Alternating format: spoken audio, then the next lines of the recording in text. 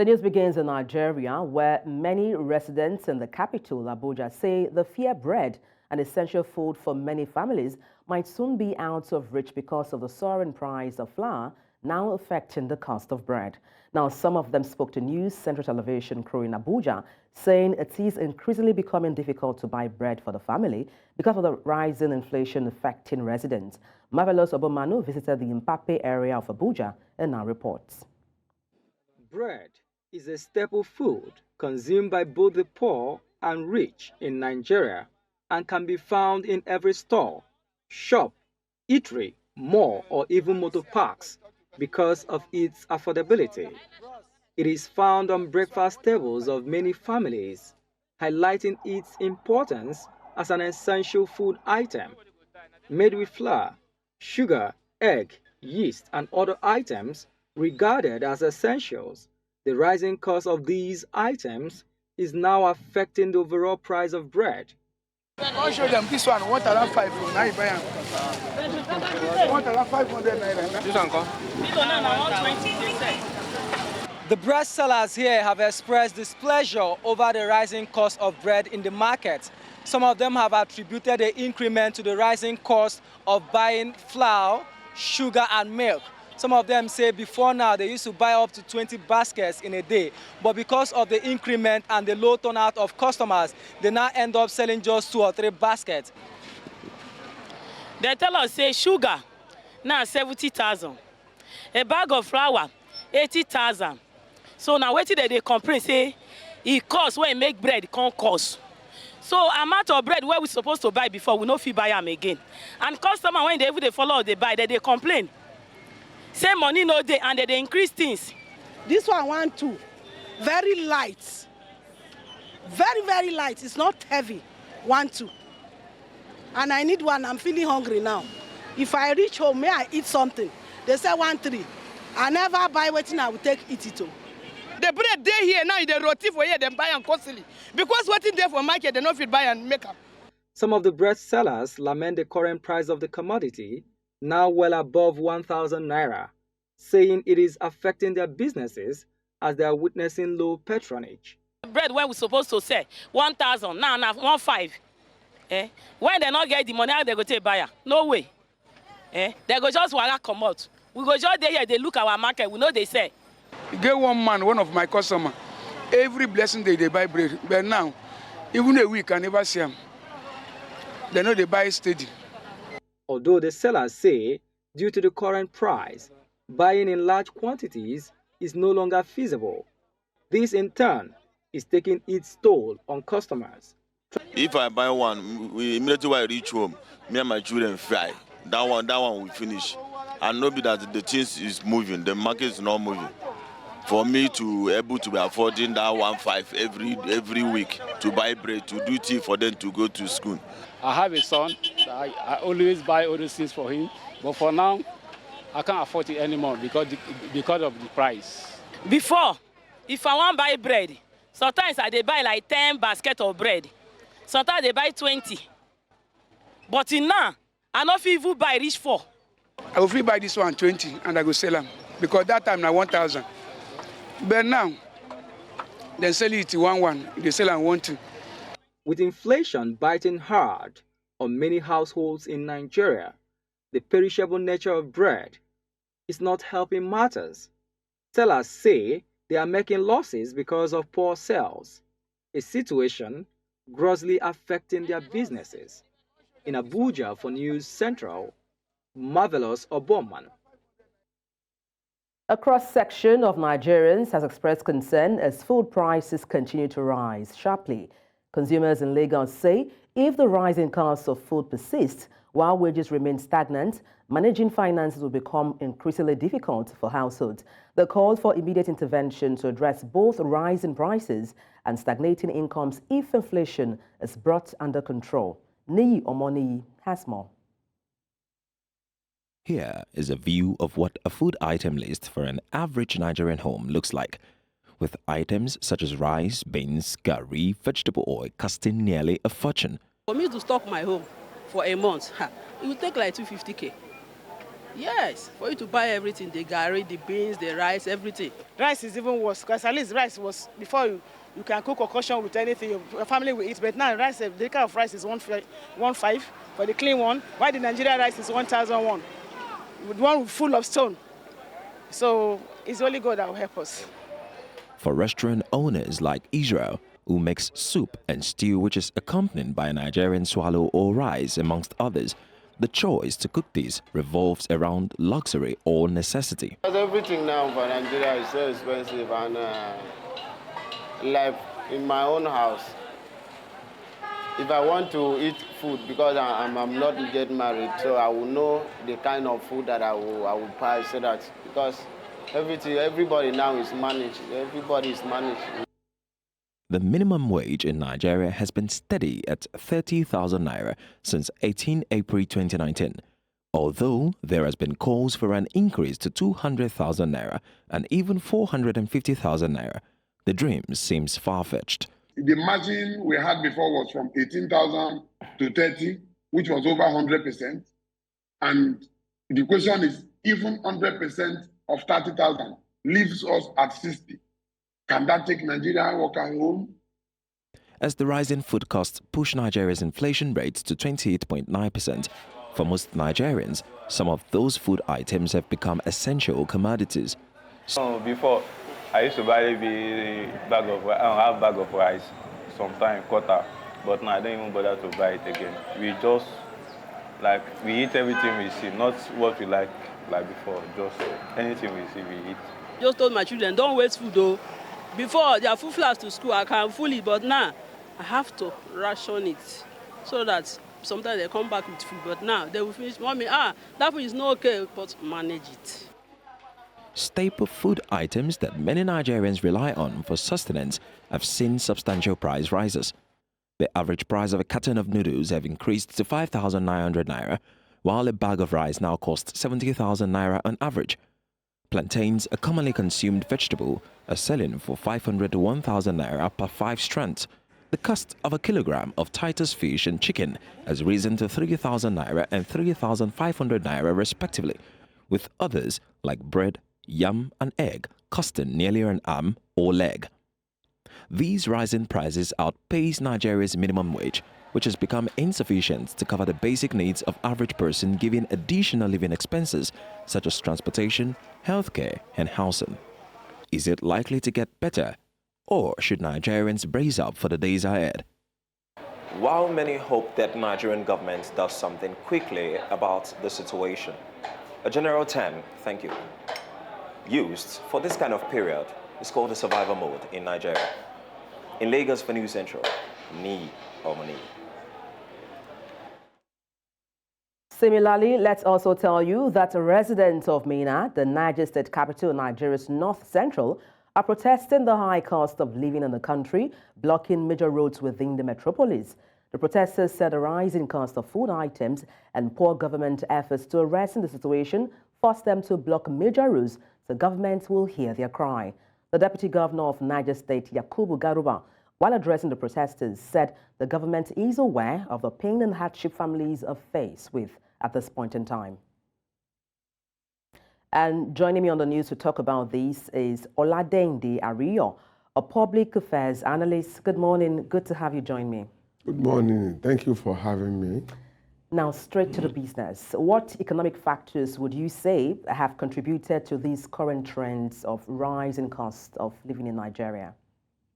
Well, basically, and I'm going to repeat myself, I will expect an incoming person into an office to take up the office, sit in the office, study the environment, have an understanding before taking drastic decisions that may impact very negatively on every facet of the community or wherever the person may find himself. We are where we are now because of the hurried and hurried decision of Mr. President to have removed fuel subsidy before he could understand the likely consequences of subsidy removal. We all agree that there were some scams involved in that operation of the subsidy. But decapitation, as we always say, is never the solution to headache. You don't cut your nose to spite your face. We didn't get a good grasp of what was on ground, took the decision, and here we are. Our economy, which was supposedly growing, became a quicksand economy, so much that if you buy something from any store in the morning, say 8 a.m., if you go back by 4 p.m., the same item, the price will have changed, and the difference will be marginal. And you wonder what is the way forward. In my little understanding of economics, the price control system or mechanism has completely collapsed. And we're still thinking, what is the way forward? Okay, talking about the policies of government, let's look at the already initiated policies by the Nigerian government. How effective have they been so far in addressing the country's present hardship? They have not been any effective. They have not helped in any way. And that's the reality. Why? Because all of these are intervention mechanisms. It's not getting to the root. You see, it's like just cutting the tree from the top or from the branches. Whereas if you want the tree to completely die, you must go to the roots. The problems are beyond how they are getting it, because all of the problems we are having now were planted during the last government of PMB. It's a situation whereby the national debt then was about 10 billion, okay? By the time they were leaving, it had become $43 billion. Why? Because they borrowed $33 billion. Apart from that, by what they call ways and means, the governor of the CBN then mischievously printed 23 trillion naira for the government to squander. And apart from that, you look at the outflow and inflow of dollar, and you cannot connect the two together. We had an income of about 406 between 2015 and 2023, about 406 billion. And outflow was 461. Now, if you look at the difference, and then you now add the direct inflow from those Nigerians working abroad, you cannot still understand why the variance between the value of dollar at by 2015, 23, how it came out. But we can understand this if we take a deep reading into it. So much money was taken out of the system via corruption. They were not attached to any businesses. They were stolen, brazenly stolen. A similar situation happened during the Abacha regime. But when the Obasanjo came in 1999, he went after the different people, including the Abacha family. They negotiated, and so much money was taken back from them. That way, the economy was able to get a new life. Until the president can do that, because the damage here in the period of 8 years was massive. The looting was massive. I'm not going to sit down here and be pretending that any palliative short-term, medium-term, or immediate term will work. The first thing he has to do, and be brazen about it, all the buccaneers who were in that government, they should be made to bring back every cover that they stole. Okay, beyond going after the looters of Nigeria's funds, I mean, what else can the government do to address challenges associated with the rising cost of living? Right. Two things. Activities on the farm and the factory that are very germane to whatever economy anybody may want to manage. We should ensure going forward that the farmers are able to return to farm. We are already facing food insecurity because we virtually import everything from apple to rice, name them, we import them. And no nation can survive on importation of food. It doesn't make any sense. Now, the factories too, they are closing down. And why are they closing down? The cost of replacing raw materials is not in their interest. The cost of keeping their machinery working is not in their interest. When you buy petrol at over 600 naira, or maybe diesel at its own price too, you see that your cost of production has gone beyond what your profit margin can manage. Unfortunately, you cannot just be pushing these things to the market. The market will resist. They either look for alternatives or they ignore your brand completely.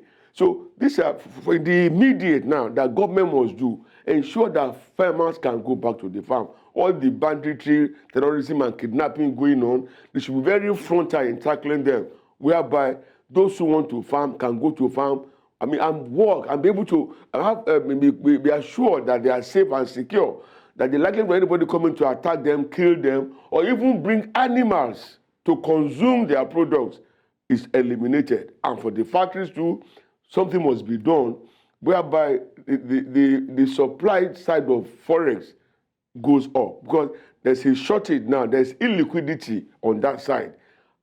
Like I said, the beginning point has to be recovery of looted funds. You will not understand why we have over 90 billion in our domiciliary accounts of individuals. They were stealing naira and buying dollars at any price. So they were using dollar as their store of value, store of their wealth, leaving the Nigerian economy comatose. We cannot allow this to continue. All right, let's talk a bit about external factors such as global market trends, commodity prices. What role do they play in influencing the cost of living in Nigeria? You see, each time we talk about global influence, and I say, in what way are we impacting on the global market or the global economy? We sell our products to them, right? Unfortunately, what should have been our advantage has now turned to our disadvantage.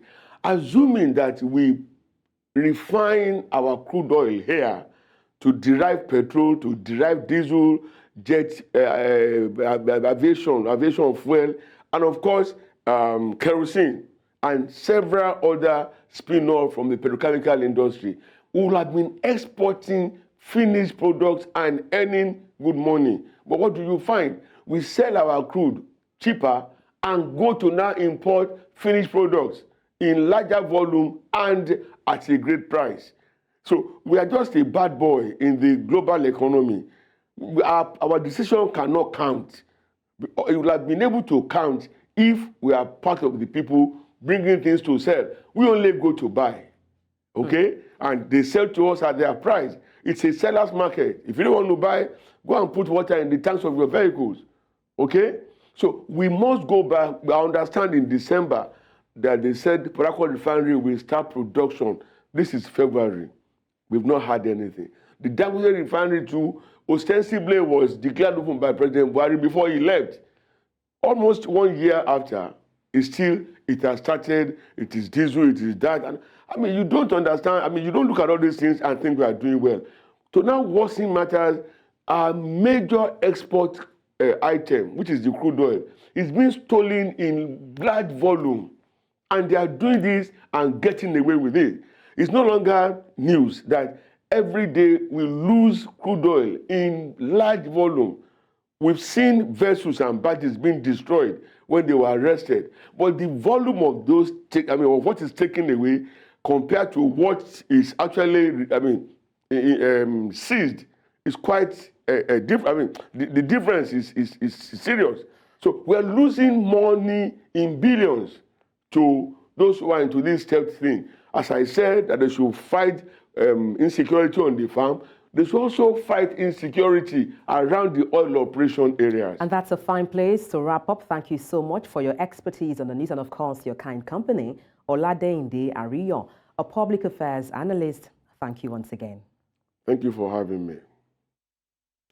And now let's turn attention to security matters, where we understand the menace of kidnapping has once again reared its ugly head. This time in Kogi State, north-central Nigeria, where kidnappers have abducted passengers of 2 Abuja-bound buses in Enele Eteke Ogugu New Road area of Kogi State District. The incident involved a GIG and ABC bus heading to Abuja from the eastern part of the country. The GIG bus left Umuahia in Abia State at 7:30 a.m. local time on Saturday on its way to Abuja. In the wake of the abduction, GIG contacted security services to track the abductees. Meanwhile, Kogi State Police Command has confirmed the incident. The command spokesperson, William Aya, on Monday, in a statement, said the divisional police officer of the area, local vigilantes and hunters have been in the bush in an effort to rescue the victims. And still on security matters in northwest Nigeria, officials say at least 35 women are missing after kidnappers seized guests returning from a wedding in Katsina State.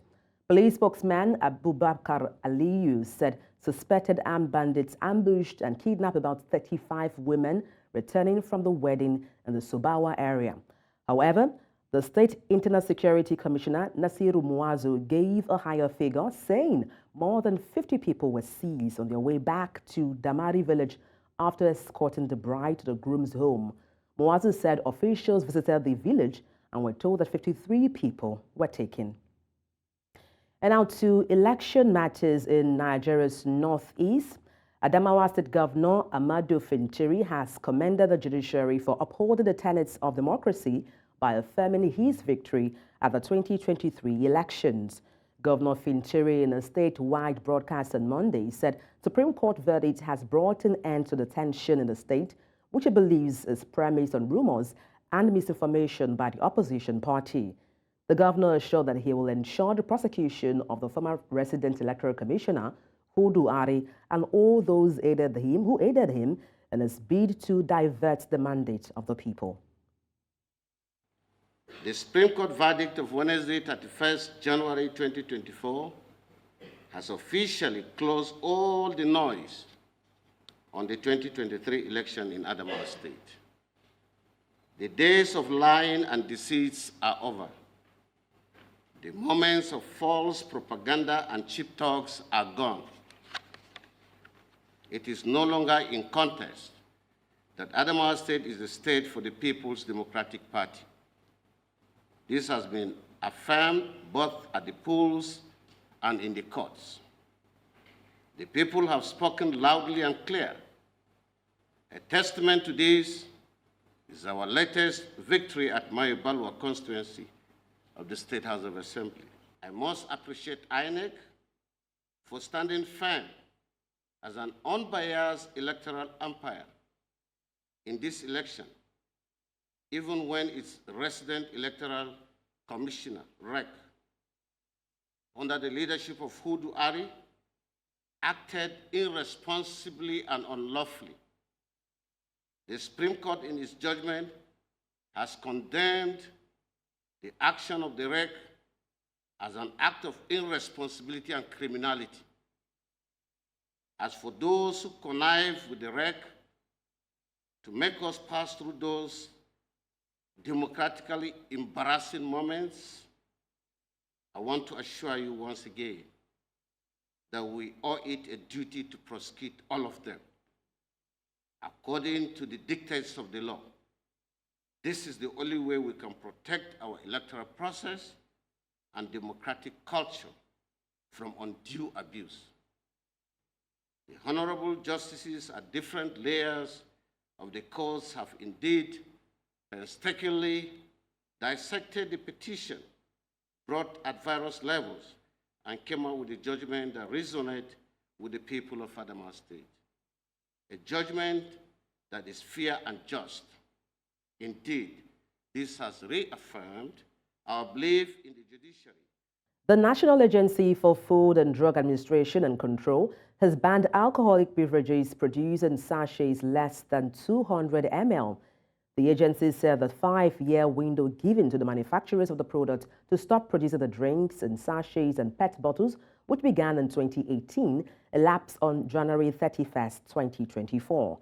She said enforcement of the ban commenced on February 1st, 2024.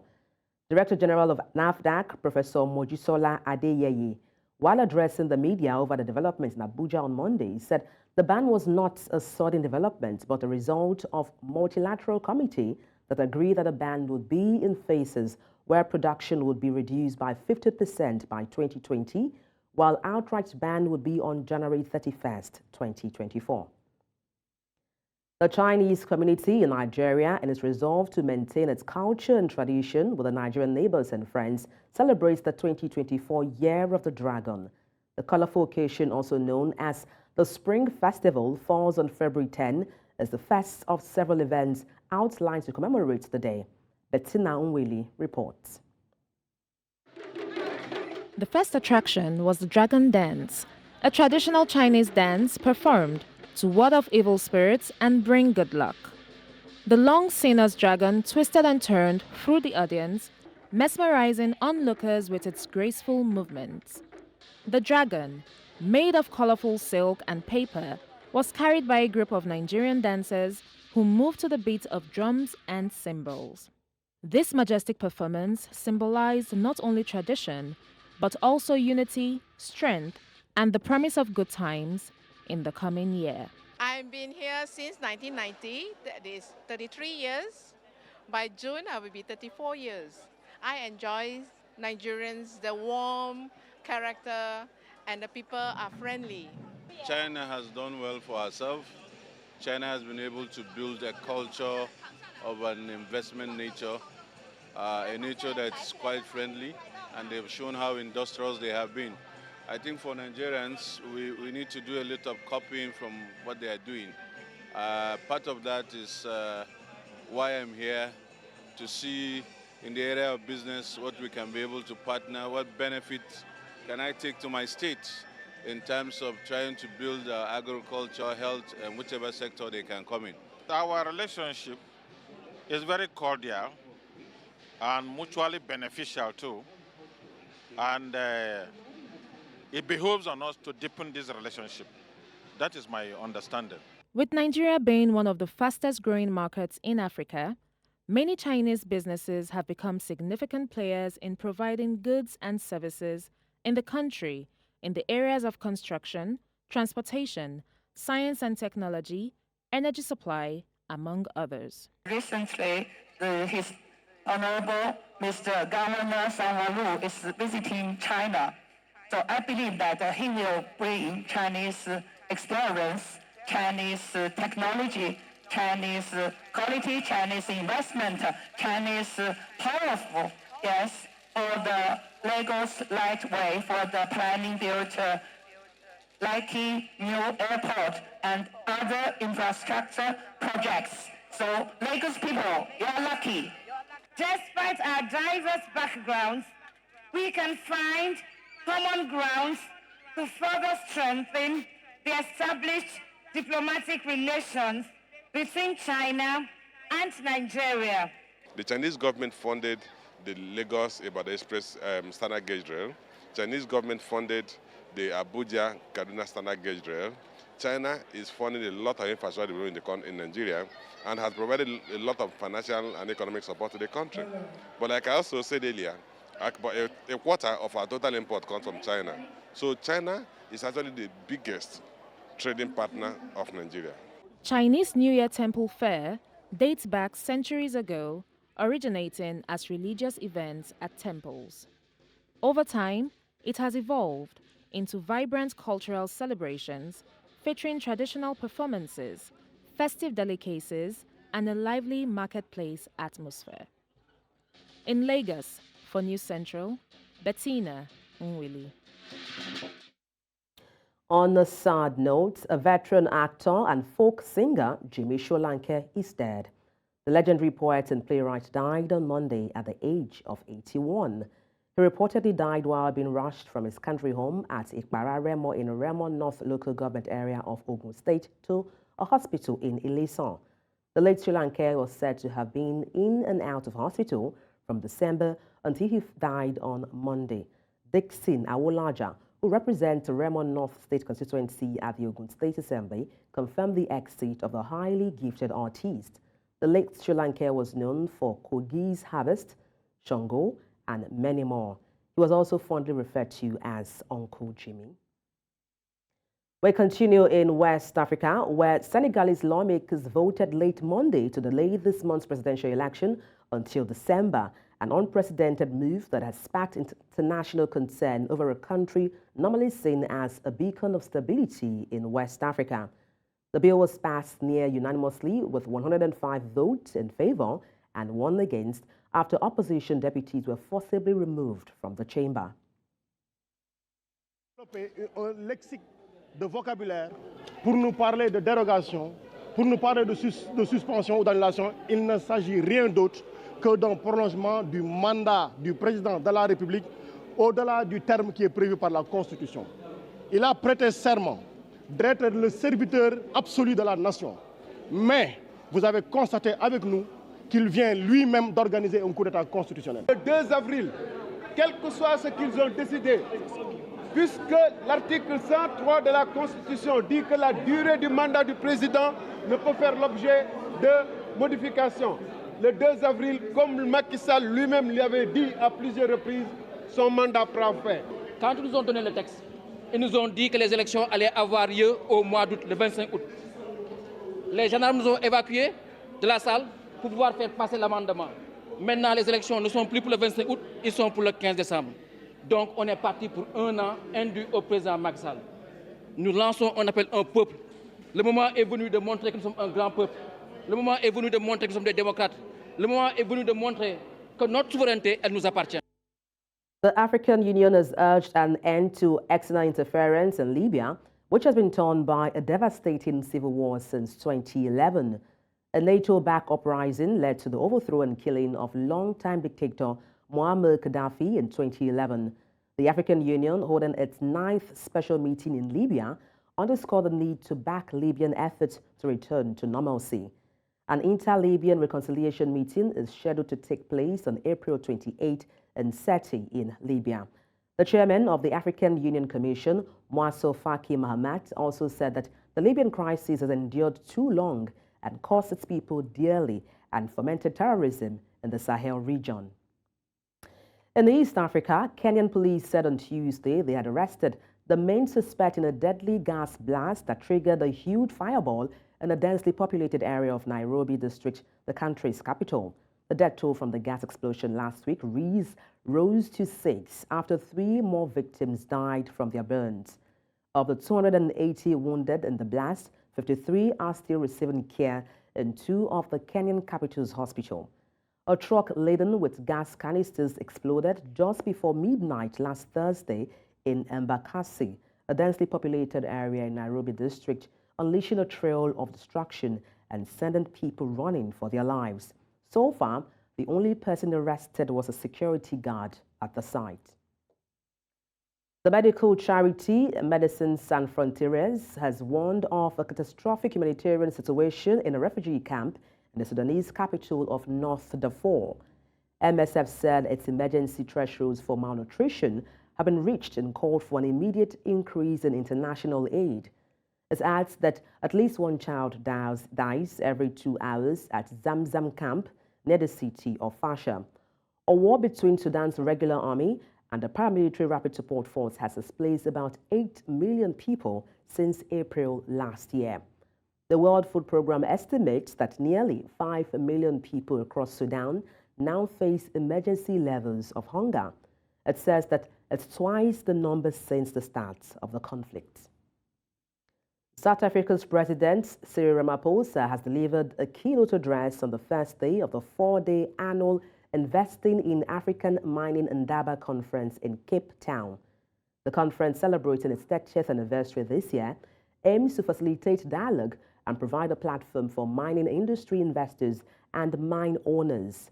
During his keynote address, Ramaphosa made a plan to visit to investors to ensure that communities around mines also benefit from the mining. He also assured investors that the energy crisis in South Africa is being addressed. As you invest to extract these minerals, there is a duty upon you for 2 things. To make sure that the communities around which these mineral resources are extracted become part of the wealth creation that you are extracting.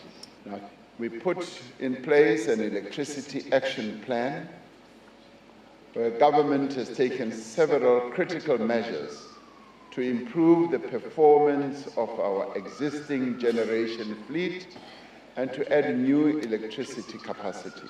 By 2040, An additional 9 million tons of copper will be required each year to keep pace with the global demand. As the home of some of the world's largest and highest quality copper deposits, Zambia recognizes our crucial role in meeting this demand. As you meet, we call for investment partnerships to power this new, green African future. The European Union Council has renewed sanctions against Zimbabwe for another year until February 2025. The penalties include an arms and equipment embargo that could be used for internal repression, as well as a targeted freeze on assets owned by Zimbabwe defense industries. Zimbabwe's sanctions were first imposed in 2011 in response to human rights crimes committed during the late Robert Mugabe's rule. They've been renewed on an annual basis since then, with certain businesses and persons removed or added to the sanction list. However, Zimbabwe's ruling party, ZANU-PF, the Southern African Development Community, the African Union, and the United Nations all claim the sanctions have unintended implications for ordinary people and entities. Earlier, Monjodzi Mutandari, Senior Program Advisor, Southern African Liaison Office, spoke to us on these developments. Things that should have been put forward is a clear narrative of how these sanctions have been impacting the general public. But as civil society and actors in this space, we do not have any evidence that sort of indicate the level of the impact of these sanctions. And I think that is one of the things that even SADC, as it adopted the 25th of October as the anti-sanctions day against Zimbabwe, should be able to put across so that when they ask for sanctions to be lifted, it is backed by empirical evidence of the level of impact of the sanctions. But as we stand, my brother, we do not have any solid evidence to indicate the level of impact of sanctions on the general public. Well wishers all over the world are praying quick recovery for King Charles III following the King's cancer diagnosis. In a statement by Buckingham Palace, the King was diagnosed with a form of cancer and had begun treatment just a week after he was discharged from hospital for prostate surgery. The palace also states that doctors had advised the King to postpone public-facing duties but would undertake official paperwork. The statement shared by the royal family said His Majesty has commenced a schedule of regular treatment, during which time he would be advised by doctors to postpone public-facing duties. UN's Secretary General for Political Affairs, Rosemary DiCarlo, has called on all parties to prevent a further escalation of tensions in the Middle East at a Security Council meeting. This meeting had China and Russia accusing the U.S. of escalating and worsening regional peace and security at a meeting on U.S. retaliatory strikes in Iraq and Syria. This follows fears of expanding regional escalation in an already volatile Middle East following attacks and assassinations in the Red Sea, Lebanon, Iran, and Iraq, as fighting intensifies in central and south Gaza. Israel's army recently announced several thousands of troops will be taken out of Gaza in the coming weeks. I appeal to the Council to continue to actively engage all concerned parties to prevent further escalation and the worsening of tensions that undermine regional peace and security. Madam President, I reiterate the Secretary General's call on all parties to step back from the brink and to consider the unbearable human and economic cost of a potential regional conflict. Господа председатели, очевидно, что американские авиаудары специально рассчитаны на дальнейшее разжигание конфликта. Mexico's president said on Monday he will propose guaranteeing people pensions equal to their full salaries at a time they retire, something done by no other country, not even those much richer than Mexico. It was among a raft of 20 constitutional reforms that President Andrés Manuel López Obrador has almost no hope of getting past in 8 months he has left office, but which could be part of a bid to attract voters in June's second presidential election. For the moment, Lopez Obrador doesn't have the vote in Congress to get the reforms passed, given they require a 2/3 vote to amend the Constitution, and opposition parties are not likely to go along with it in few months as he has left the office. The former sectoral Affairs program, after about 20 years of contributions, has built up about $325 billion in pension savings, and that only covers average pensions of about $290 per month, less than the minimum wage for half the country's workforce. And that's all on the news at this hour. But before we go, let's take a look again at some of the major stories. Nigerians are groaning amid high cost of living. Clashes erupted as Senegal Parliament delays presidential poll till December. We also told you that African Union is calling for an end to foreign interference in Libya. Send your eyewitness report to the WhatsApp number on the screen and follow us on social media. We are at News Central TV. You can watch us live on DSTV, channel 422, Star Times, channel 274, Avo TV, and YouTube. Many thanks for watching. I am Adebola Adeiduba.